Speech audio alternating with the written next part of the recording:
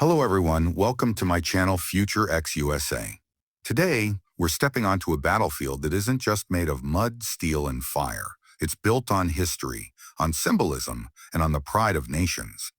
This is the story of Crimea, the peninsula that lit the spark of today's war, and the same peninsula that might soon witness Russia's most humiliating downfall. It all began back in 2014. The world was shocked when Vladimir Putin annexed Crimea, tearing it away from Ukraine in the boldest land grab Europe had seen in decades. Back then, many believed Russia had secured its crown jewel forever. Crimea became Moscow's unsinkable aircraft carrier, a fortress jutting out into the Black Sea, ready to project Russian power with warships and missiles. But now, more than a decade later, the tides have turned. That very fortress is cracking. And in the last few days, Ukraine has turned Crimea into a graveyard of some of Putin's most treasured weapons. The fall of the Invincible shield, the first and most devastating blow, came against something Russia once boasted about endlessly: the S-400 air defense system. Sleek, powerful, and deadly, this was supposed to be the impenetrable shield that would keep Ukrainian drones and missiles out of Crimean skies. Army technology describes the S-400 as capable of firing missiles across 248 miles, traveling at blistering speeds of Mach 15. Each launcher could rain down 4 missiles at once, shredding any aircraft or drone brave enough to enter its airspace. To Putin, it wasn't just a machine, it was a symbol of Russian supremacy. But symbols can shatter. On August 31st, Ukraine's elite Ghost unit, a special operations force within the Her Intelligence Directorate, launched a strike. Their target wasn't the missile launchers themselves. No, Ukraine is smarter than that. They went for the brain, the 96 L6 amp radar that guides the S-400's deadly missiles. Without its radar, the S-400 is blind. Imagine a soldier with a gun worth $200 million, but his eyes sewn shut. He can hold the weapon, he can scream threats, but he cannot fire with precision. That's exactly what happened in Crimea. Ukraine didn't just destroy a machine. They humiliated Russia, breaking the GPS of war. But this was only the beginning. Within hours of silencing the S-400, Ukraine turned its sights on another pillar of Russian power: GLONASS, Russia's version of GPS. Developed during the Cold War, GLONASS guides Russian missiles, ships, and troops with near-pinpoint accuracy. Without it, Russia's so-called precision strikes suddenly become wild guesses. Ukraine knew they couldn't touch the satellites in space, but they could cripple the ground stations that make them work. In Crimea, one of those facilities sat under a protective dome. Not protective enough. Ukrainian drones smashed through and destroyed it. And with that single strike, Ukraine didn't just destroy a building, they degraded an entire system. A system Russia depends on to hit Ukrainian cities, to guide its troops, to maintain even a semblance of technological edge. First grow edge. Helicopters, Russia's workhorses. Now Ash's night had fallen, but the storm wasn't over. At the Luvardiisk Air Base near Simferopol, Russia stationed its Mi-8 helicopters. These Soviet-era machines aren't glamorous, but they are vital, the lifeline of logistics, moving troops, weapons, and medical supplies. Each one costs around $30 million. Enter Ukraine's kamikaze drones. A chilling black and white video, released by Ukraine's Her, tells the story. A drone sweeps across the airfield, hunts down a helicopter, and slams straight into its body. A blinding flash, the helicopter erupts in flames. Then, a second drone targets another explosion. 2 helicopters worth $60 million are reduced to twisted wreckage. In war, numbers matter. Ukraine's drones cost thousands. Russia just lost tens of millions in minutes. That's not just victory, it's efficiency. A tugboat that meant more than it seemed, but Ukraine wasn't finished. Out at sea, another target loomed. A humble tugboat, the Buck 2190. At first glance, it seemed insignificant. It wasn't a warship. It wasn't a missile launcher. Just a support vessel.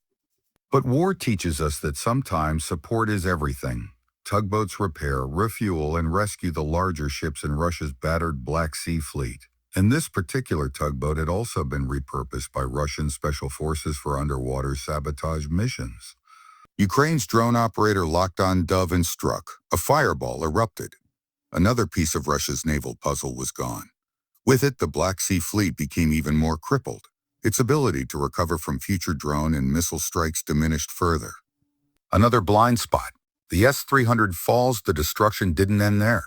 Just one day before the S-400 radar was annihilated, Ukraine had already blinded another of Russia's defenses, the S-300.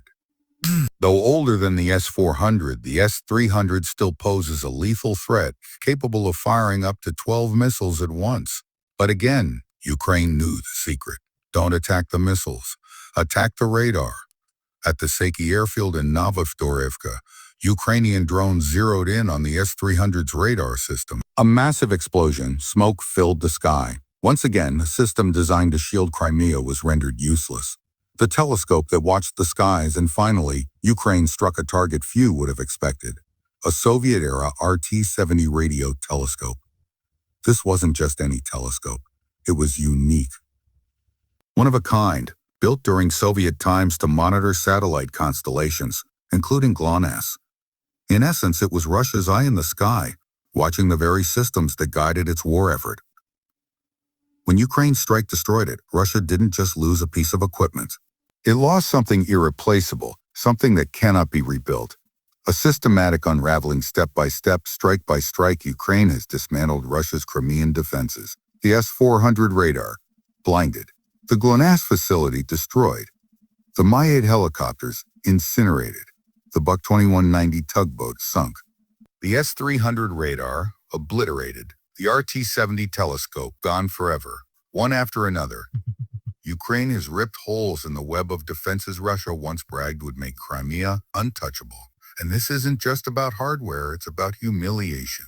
It's about proving to the world, and to Russia itself, that even Putin's fortress Crimea is vulnerable, that his billions spent on defense have crumbled before drones that cost a fraction of their targets. The bigger picture: back in May, Russian officials proudly declared that Crimea had the densest air defense in the entire region, even stronger than most of mainland Russia.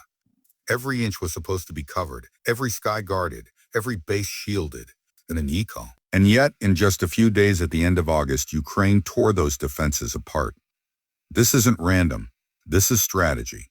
Each radar destroyed opens a corridor. Each base struck clears the skies for the next attack. Ukraine isn't just hitting targets. It's building momentum, weakening Russia step by step until Crimea is no longer a fortress, but a graveyard. The collapse of Russia's summer offensive, and here lies the cruel irony. Plans were drawn to break through Ukrainian lines, to crush resistance, turn the tide of war. But instead, Russia finds itself on the defensive, bleeding in Crimea, humiliated by strikes that never seem to end. Its prized weapons are ash, its fleet scattered, its defenses crippled. Ukraine has turned Russia's a summer of victory into a season of humiliation. Closing Crimea is where it all began in 2014. And Crimea may very well be where it all ends for Russia in 2025. The strikes of the last few days are more than explosions. They are a message that Ukraine is coming, that no fortress is impenetrable, and that every symbol of Putin's power can be burned to the ground. This war is far from over, but one thing is clear. The peninsula that once gave Russia strength is now becoming its greatest weakness. So stay tuned, because what happens in Crimea will shape the outcome of this war. This is Future X USA. If you found this breakdown powerful, make sure to subscribe, hit the like button, and join me in the next video as we continue to uncover the battles shaping our world.